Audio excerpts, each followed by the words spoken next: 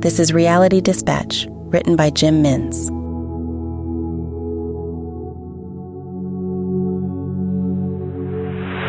Evan. I'll never forget. It was the summer of 1992. I remember the season because of the heat. They said the tire marks on the highway from the truck that killed my parents were seared into the black tar. I also remember Mrs. Staplestorm, a memorable name. She was our third grade teacher. I was in the care of my aunt. I was alone and miserable, aged 9 and without a friend in the world. All I had were my nickels and dimes from my paper route, which somehow I continued to run on the weekend, despite my grief, and the Street Fighter machine at the milk bar that I ran to after school. I spent hours there, every day. The store owner used to swat me away with a broom at closing time so that he could roll down the shutters and close up for the night. I asked him point blank one day, "Let me have the machine." "You kidding?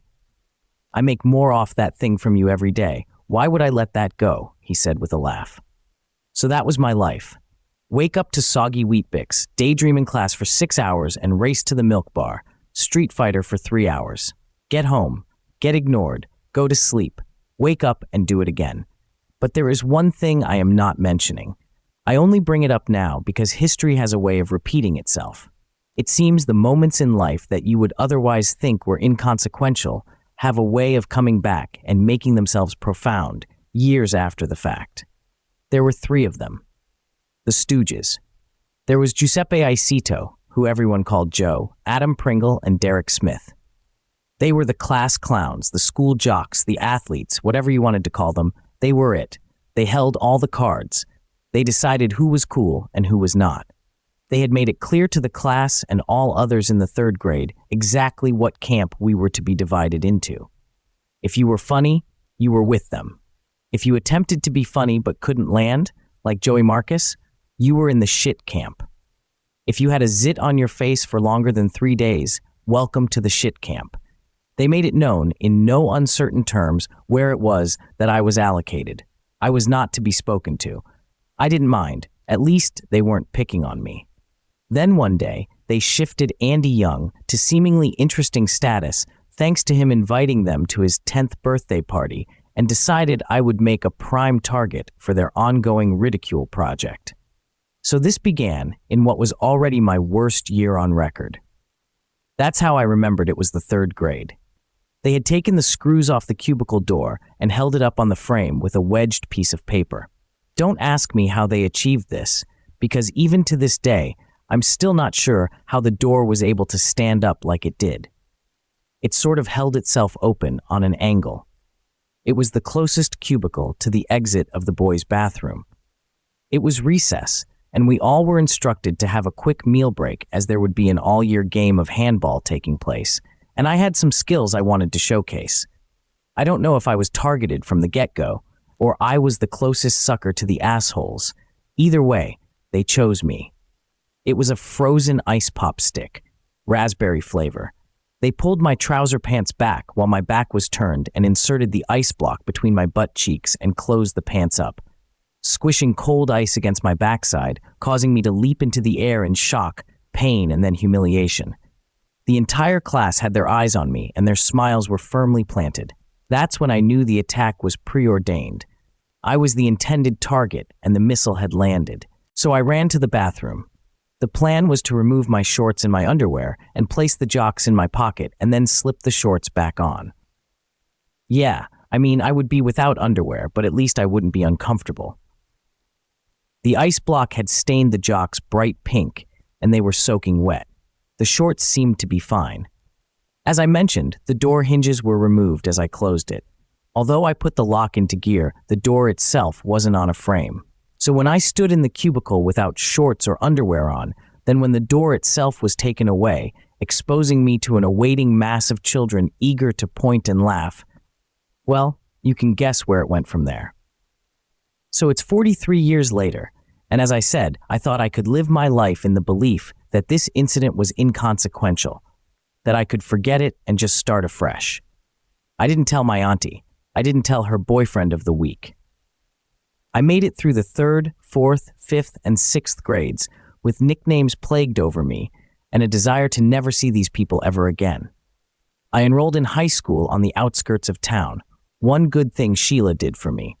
I worked on my grades, continued my paper run, and got to the leaderboard of the Street Fighter machine before Mr. Wilson retired it in the winter of 2001. 2035. Giuseppe. Ain't seen Adam and Derek since high school. We made arrangements to meet at the bar on Oakville Avenue. It was our regular drinking joint when we reached age. I mean, it was a dive bar, but we didn't give a rat's. It served beer and served it cold. We didn't have much in common no more, me and the guys. Still, it was nice to catch up. They had friendly faces and were good for a laugh, you know? We'd sit around and talk all kinds of shit.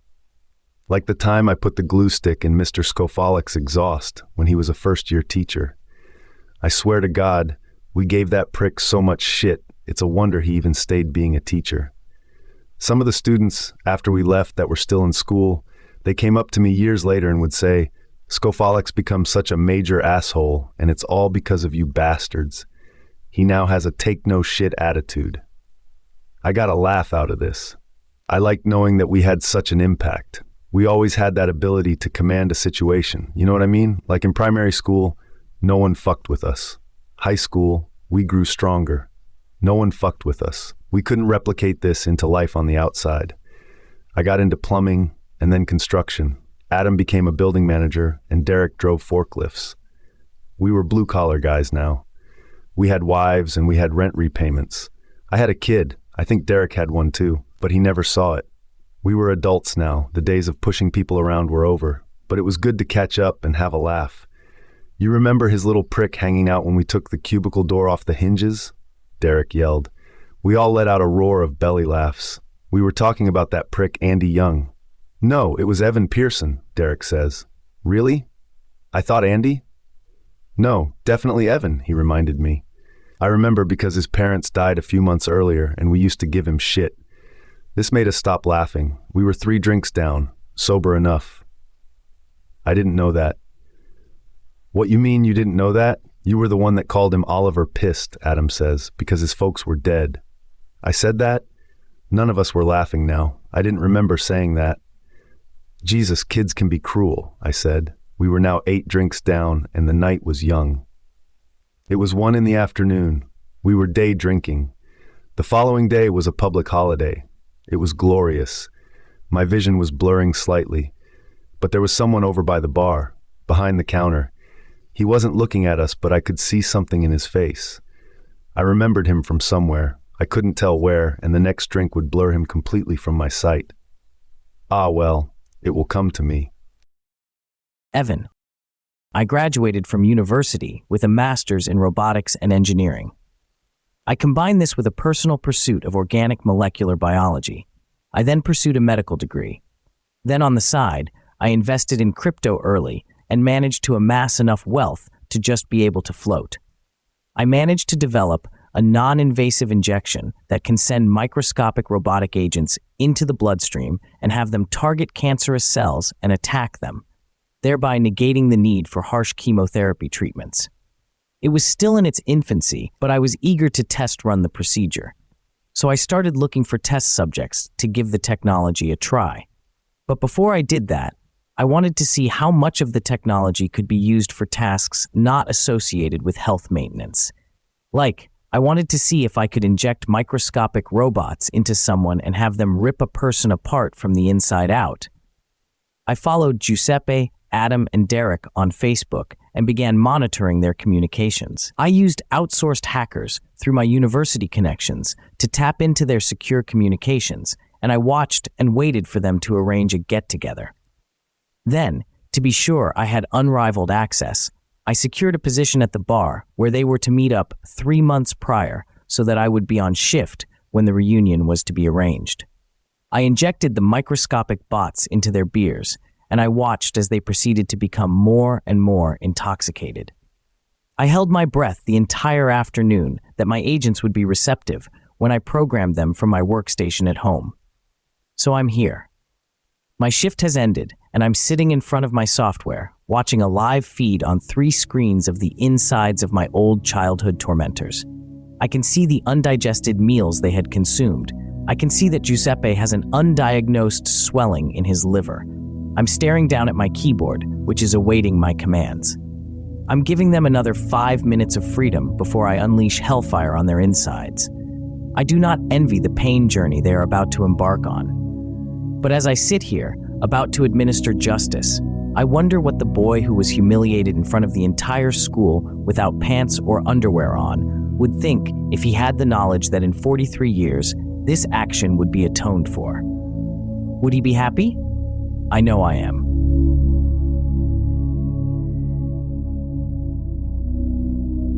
For more stories of fact-based fiction, head to jimmins.substack.com.